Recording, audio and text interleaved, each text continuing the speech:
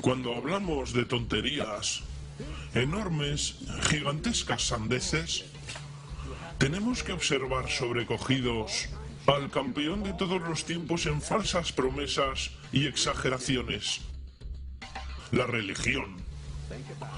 Piensa sobre esto.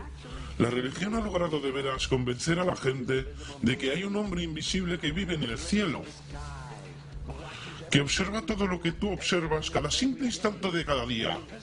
Y el hombre invisible tiene una lista especial de 10 cosas que no quiere que hagas. Y si haces alguna de estas 10 cosas, tiene un sitio especial lleno de fuego y humo y personas que se queman y tortura y angustia, donde te enviará a vivir y sufrir y quemarte y ahogarte y gritar y llorar. Para siempre jamás, hasta el final de los tiempos. Pero te ama.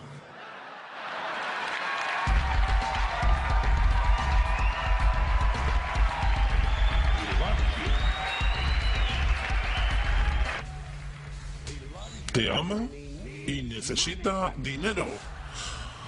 Siempre necesita dinero. Es omnipotente, perfecto, omnisciente y sabio, pero por alguna razón no sabe prescindir del dinero. Las instituciones religiosas reciben miles de millones de dólares, no pagan impuestos y siempre necesitan un poco más. Por si querías una historia falsa de las buenas, aquí la tienes. Mentira sagrada.